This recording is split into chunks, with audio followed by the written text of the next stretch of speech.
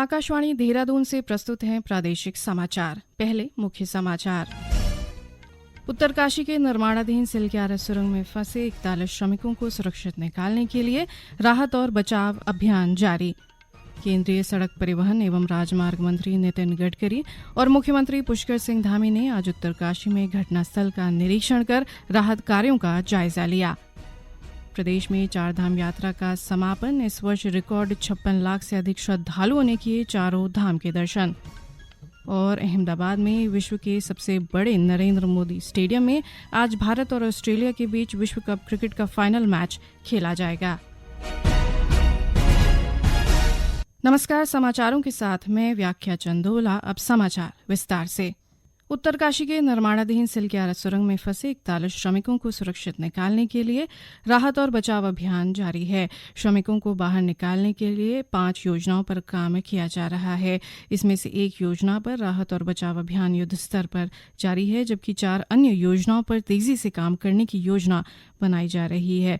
वहीं केंद्रीय सड़क परिवहन एवं राजमार्ग मंत्री नितिन गडकरी और मुख्यमंत्री पुष्कर सिंह धामी ने आज घटनास्थल का निरीक्षण कर राहत कार्यों का जायजा लिया। इससे पहले कल प्रधानमंत्री कार्यालय के उप सचिव मंगेश घिल्डियाल, प्रधानमंत्री के पूर्व सलाहकार तथा उत्तराखंड सरकार के विशेष कार्याधिकारी भास्कर खुल्बे ने सुरंग का निर्माण कर रही राष्ट्रीय राजमार्ग एवं बुनियादी ढांचा विकास निगम लिमिटेड के निदेशक अंशु मनीष खलको के साथ ही संबंधित अधिकारियों और विशेषज्ञों के साथ बैठक कर लंबी चर्चा की। पत्रकारों से बातचीत में प्रधानमंत्री कार्यालय के उप सचिव घिल्डियाल ने बताया कि सरकार हर वैकल्पिक तरीकों पर कार्य कर रही है और दुनिया भर के विशेषज्ञों से भी सुझाव लिए जा रहे हैं। प्रधानमंत्री के पूर्व सलाहकार भास्कर खुल्बे ने कहा कि जल्द ही सभी 4 अन्य योजनाओं पर भी काम शुरू कर दिया जाएगा। उनकी बैठक का उद्देश्य सिर्फ एक ही था कि जितने भी एक्सपर्ट्स हैं उनके सुझाव, उनके रिकमेंडेशंस हमको मिले और उन्हीं के अनुरूप हम अपनी एक प्लानिंग तय करें जिसमें एकजुट होकर के काम करने का एक तरीका, एक प्लान, एक स्ट्रेटेजी निकले। सभी एक्सपर्ट्स की राय एक ही थी कि बजाय एक एरिया से जाकर के रेस्क्यू वर्क करने के हमें कई सारे ऑप्शंस को एक साथ एक्सप्लोर करना चाहिए। तो बरकोट की तरफ से भी, सिलक्यारा की तरफ से भी, वर्टिकल भी, परपेंडिकुलर भी 5 प्लान्स जो है हमने बनाए हैं, जिसमें से आप देख रहे हैं 2 प्लान्स के एग्जीक्यूशन का काम साइट पर एक्सेस देने के लिए ऑलरेडी शुरू हो चुका है। प्रयास यही रहेगा कि समय लूज करने से पहले हम लोग जो मदद जल्दी पहुंचा सकते हैं वो पहुंचा दें। खबर है कि सुरंग में फंसे सभी श्रमिक प्रशासन के संपर्क में हैं और सभी लोग सुरक्षित बताए जा रहे हैं। उन्हें पाइप के जरिए खाना, दवाई और पर्याप्त ऑक्सीजन भी पहुंचाई जा रही है। गौरतलब है कि 12 नवंबर को सुरंग के अंदर हुए भूस्खलन के चलते 41 श्रमिक टनल में फंसे हुए हैं, जिन्हें निकालने के लिए देश भर की कई एजेंसियां लगाई गई हैं। विकसित भारत संकल्प यात्रा के जनजातीय क्षेत्र जौनसार पहुंचने पर लोगों में उत्साह देखा गया। यात्रा के जरिए स्थानीय लोगों को केंद्र सरकार की ओर से चलाई जा रही योजनाओं की जानकारी विभिन्न विभागों की ओर से दी गई। इस अवसर पर आयोजित कार्यक्रम में विकसित भारत संकल्प यात्रा के प्रचार वाहन से प्रधानमंत्री नरेंद्र मोदी का संबोधन भी लोगों को सुनाया गया। इस दौरान आयुष्मान भारत, प्रधानमंत्री किसान सम्मान निधि, जल जीवन मिशन सहित कई योजनाओं के लाभार्थियों की ओर से जानकारी दी गई कि कैसे योजनाओं का वो और उनका परिवार लाभ उठा रहे हैं। साथ ही उत्पाल्टा और गांगग्रो गांव में आयोजित स्वास्थ्य शिविर का ग्रामीणों ने लाभ उठाया। शिविर में 109 ग्रामीणों की टीबी की और 89 ग्रामीणों की सिकल सेल एनीमिया की जांच की गई। इसके साथ ही विकसित भारत संकल्प यात्रा के दौरान ग्राम उत्पाल्टा और गांगग्रो में माय भारत योजना में 27, पीएम उज्ज्वला योजना में 91, किसान क्रेडिट कार्ड के लिए 32 ग्रामीणों ने अपना पंजीकरण करवाया। उधर प्रदेश में 23 नवंबर से शुरू होने जा रही विकसित भारत संकल्प यात्रा की तैयारियां जिला स्तर पर जोरों पर हैं। यात्रा के जरिए केंद्र सरकार की विभिन्न जन कल्याणकारी योजनाओं की जानकारियां लोगों तक पहुंचाई जाएगी। साथ ही अब तक केंद्र सरकार की योजनाओं से वंचित लोगों को योजनाओं से जोड़ा जाएगा। इसके अलावा प्रधानमंत्री नरेंद्र मोदी के पिछले 9 साल के कार्यकाल की उपलब्धियां भी लोगों तक पहुंचाई जाएगी। ये समाचार आकाशवाणी के देहरादून केंद्र से प्रसारित किए जा रहे हैं। ताजा समाचार के लिए आप हमारे फेसबुक पेज आकाशवाणी समाचार उत्तराखंड और ट्विटर हैंडल @AIRnews_DDN को फॉलो कर सकते हैं। ये समाचार यूट्यूब चैनल आकाशवाणी समाचार उत्तराखंड को सब्सक्राइब कर सुने जा सकते हैं। साथ ही ये समाचार आकाशवाणी की वेबसाइट www.newsonair.gov.in/उत्तराखंड पर भी उपलब्ध हैं। प्रदेश में बद्रीनाथ धाम के कपाट बंद होने के साथ ही चारधाम यात्रा का समापन हो गया है। इस वर्ष रिकॉर्ड 56 लाख से अधिक श्रद्धालुओं ने केदारनाथ, बद्रीनाथ, गंगोत्री और यमुनोत्री धाम के दर्शन किए। अब अगले 6 माह तक चारों धाम की उत्सव डोली शीतकालीन गद्दी स्थल पर विराजमान रहेंगी। श्रद्धालु अगले 6 महीने तक शीतकालीन गद्दी स्थल पर दर्शन कर पूजा अर्चना कर सकेंगे।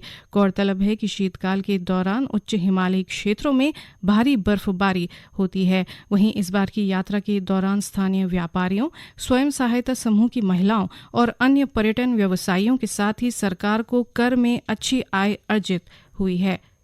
हरिद्वार जिले में जल जीवन मिशन योजना के कार्यों में लापरवाही बरतने में एक ठेकेदार को ब्लैकलिस्ट करने के साथ ही उसकी जमानत राशि जब्त कर ली गई है, जबकि 11 अन्य ठेकेदारों के खिलाफ कार्रवाई की संस्तुति की गई है। जिले के मुख्य विकास अधिकारी प्रतीक जैन ने भारत सरकार की फ्लैगशिप योजना जल जीवन मिशन की समीक्षा के दौरान कुछ ठेकेदारों द्वारा कार्यों में ढिलाई बरतने पर जांच करने के आदेश दिए।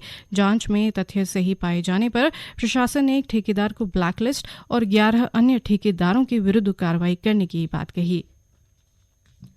अहमदाबाद में विश्व के सबसे बड़े नरेंद्र मोदी स्टेडियम में आज भारत और ऑस्ट्रेलिया के बीच विश्व कप क्रिकेट का फाइनल मैच खेला जाएगा। मैच दोपहर बाद 2 बजे से शुरू होगा। इस मैच को लेकर देश के क्रिकेट प्रशंसकों में काफी उत्साह है। प्रधानमंत्री नरेंद्र मोदी, ऑस्ट्रेलिया के उप प्रधानमंत्री रिचर्ड मार्ल्स, 8 राज्यों के मुख्यमंत्री और जाने माने गणमान्य व्यक्ति इस मैच को देखने अहमदाबाद पहुंच रहे हैं। मैच में प्रमुख व्यक्तियों की उपस्थिति को देखते हुए सुरक्षा के सभी इंतजाम किए गए हैं। स्टेडियम के अंदर और बाहर त्रिस्तरीय सुरक्षा व्यवस्था की गई है और एक नियंत्रण कक्ष बनाया गया है। अहमदाबाद के पुलिस आयुक्त GS मलिक ने संवाददाता सम्मेलन में बताया कि स्टेडियम में 6000 से अधिक पुलिसकर्मी, ड्रोन और राष्ट्रीय आपदा मोचन बल तथा त्वरित कार्यबल के दल तैनात किए गए हैं। इस बीच भारतीय टीम के कप्तान रोहित शर्मा ने मीडिया से कहा है कि वे और उनकी टीम इस मुकाबले के लिए पूरी तरह से तैयार हैं। उनकी टीम इस मैच में अपना सर्वश्रेष्ठ प्रदर्शन करेगी। उन्होंने ये भी कहा कि कोच राहुल द्रविड़ ने सभी खिलाड़ियों को स्वतंत्र रूप से खेलने को कहा है ताकि खिलाड़ियों में श्रेष्ठ प्रदर्शन करने का विश्वास पैदा हो सके। मैच शुरू होने से पहले एयर शो का आयोजन होगा। भारतीय वायुसेना के सूर्य किरण विमान स्टेडियम में अपने करतब का प्रदर्शन करेंगे। छठ पूजा में श्रद्धालु आज अस्ताचलगामी सूर्य को पहला अर्घ्य देंगे। वे नदियों, पोखरों और तालाबों पर भगवान सूर्य की आराधना करेंगे।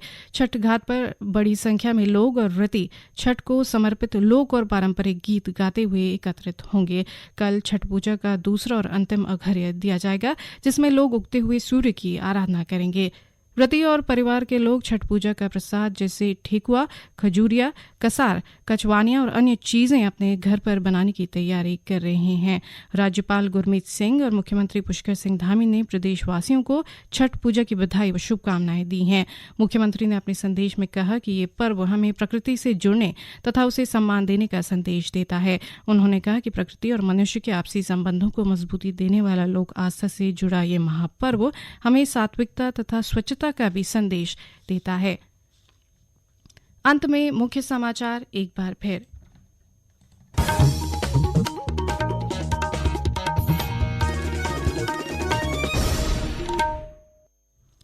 उत्तरकाशी के निर्माणाधीन सिलक्यारा सुरंग में फंसे 41 श्रमिकों को सुरक्षित निकालने के लिए राहत और बचाव अभियान जारी।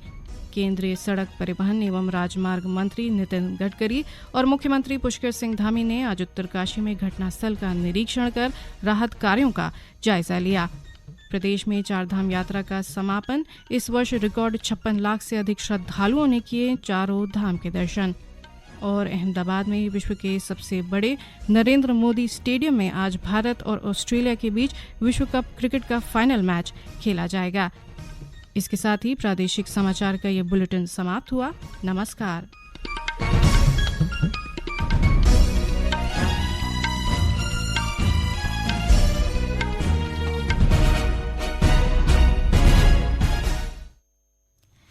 FM 100.5 मेगाहर्ट्ज पर ये आकाशवाणी का देहरादून केंद्र है। समय हुआ है 1:15। आइए